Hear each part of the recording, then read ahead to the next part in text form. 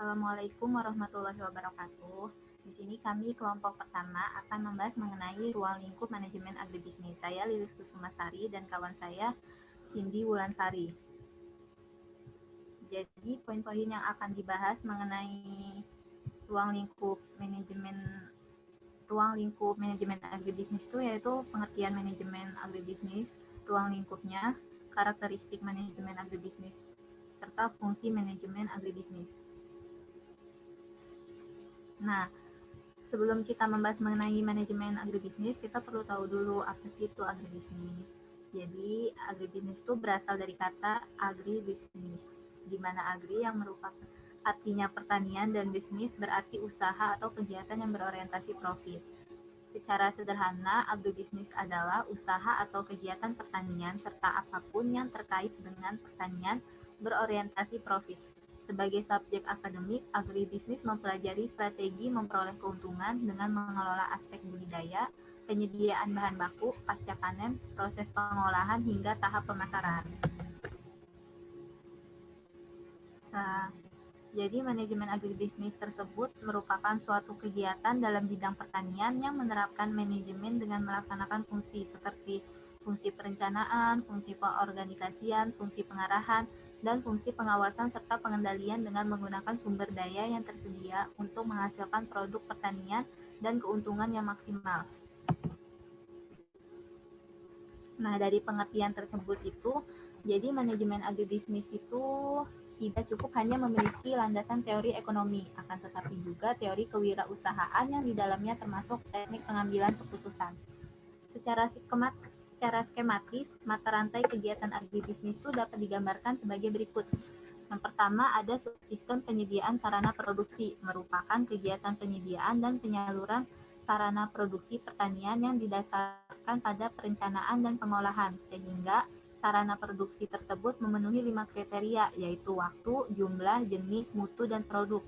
Selanjutnya itu ada subsistem usaha tani atau produksi, kegiatan pembinaan dan pengembangan usaha tani dalam rangka meningkatkan produksi primer pertanian, termasuk pemilihan lokasi usaha. Yang ketiga ada subsistem agroindustri atau pengolahan. Nah, kegiatan ini merupakan pengolahan hasil industri tani, hasil usaha tani yang merupakan keseluruhan kegiatan mulai dari penanganan pasca panen sampai pada tingkat pengolahan lanjutan hasil pertanian. Yang terakhir terdapat subsistem pemasaran, di mana pada kegiatan ini itu menyangkut kegiatan pemasaran hasil pertanian atau hasil agroindustri yang ditujukan untuk pasar domestik maupun pasar luar negeri.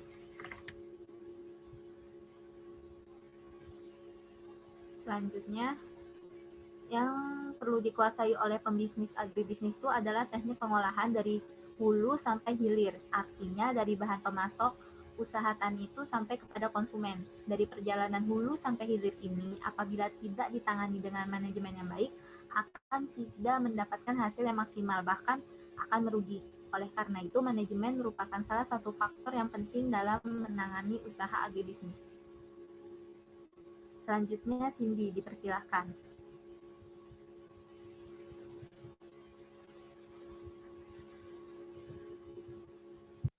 Baik, terima kasih Saudara Lilis.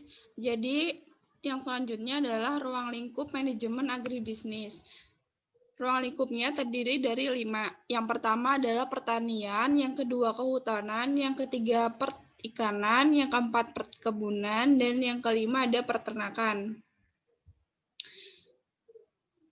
Yang pertama pertanian.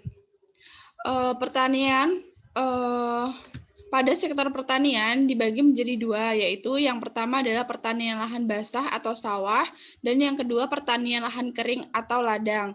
Yang pertama, pada pertanian lahan basah merupakan usaha tani yang dilaksanakan pada hamparan yang sangat membutuhkan perairan. Contohnya pada perairan sawah meliputi komoditi, padi, jagung, dan kacang-kacangan.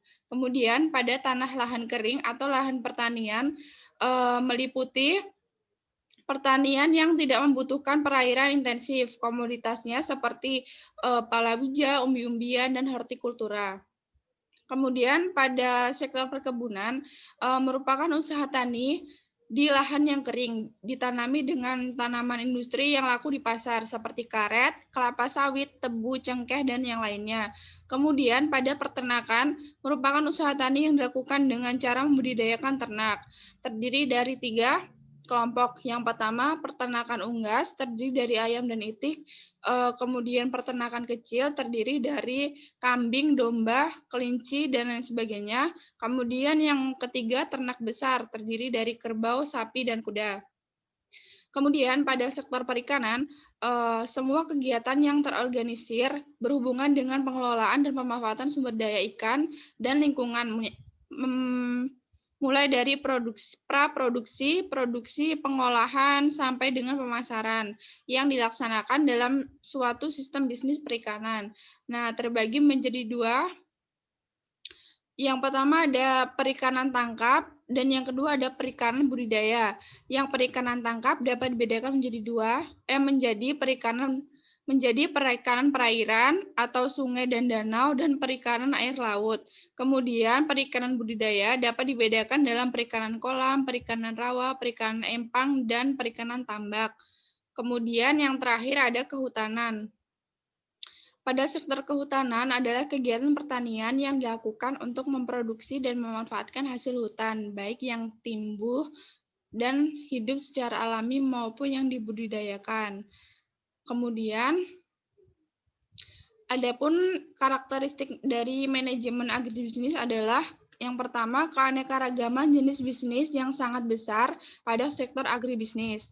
Yang kedua, besarnya pelaku agribisnis. Yang ketiga, keanekaragaman skala usaha di sektor agribisnis dari berskala usaha kecil sampai dengan perusahaan yang besar. Kemudian, falsafah cara hidup atau the way of life tradisional yang dianut para pelaku agribisnis cenderung membuat agribisnis lebih tradisional daripada bisnis lainnya. Kemudian, kenyataan bahwa agribisnis sangat tergantung dengan lingkungan eksternal atau gejala alam. Yang terakhir, dampak adanya program dan kebijakan pemerintah mengenai langsung pada sektor agribisnis. Selanjutnya, ada fungsi manajemen agribisnis. Yang pertama, fungsi perencanaan. Untuk menghasilkan perencanaan yang baik, dapat dilakukan tahap-tahapan sebagai berikut. Yang pertama, mengumpulkan fakta dan informasi yang berkaitan dengan situasi. Jadi, memanfaatkan situasi untuk dapat menentukan cara mana atau fungsi mana yang dapat dilakukan pada suatu lingkungan tersebut. Kemudian yang B, menganalisis suatu dan masalah yang terlibat. Yang C, memperakirakan perkembangan pada masa yang mendatang. Yang D, menetapkan tujuan, yaitu sebagai petakan untuk sasaran yang akan dicapai. Yang E, mengembangkan alternatif untuk arah yang memiliki alternatif yang paling sesuai. Yang F, mengembangkan wahana untuk mengevaluasi kemajuan dan mencocokkan kembali pandangan seseorang serentak dengan keberlangsungan perencanaan. Kemudian, fungsi yang kedua adalah fungsi pengorganisasian.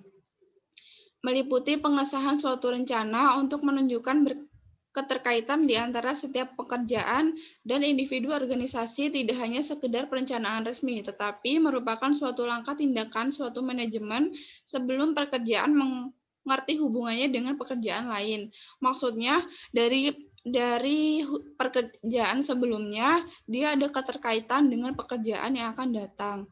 Kemudian yang poin ketiga, fungsi pengarahan. Sebagai tugas untuk membuat organisasi tetap hidup, untuk menciptakan kondisi yang menumbuhkan minat kerja, kekuatan untuk bertindak, pemikiran yang imajinatif, dan kelompok kerja yang berkelanjutan. Poin keempat, fungsi pengordinasian.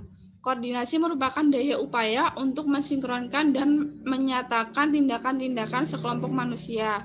Dan kemudian yang terakhir adalah fungsi pengendalian. Fungsi pengendalian ini adalah sistem informasi yang memonitor rencana dan proses untuk meyakinkan bahwa hal itu selaras dengan 12 tujuan yang telah ditetapkan sebelumnya dan memberi pernyataan bila perlu hingga pengendalian dapat dilakukan. Sekian presentasi dari kami akhiri.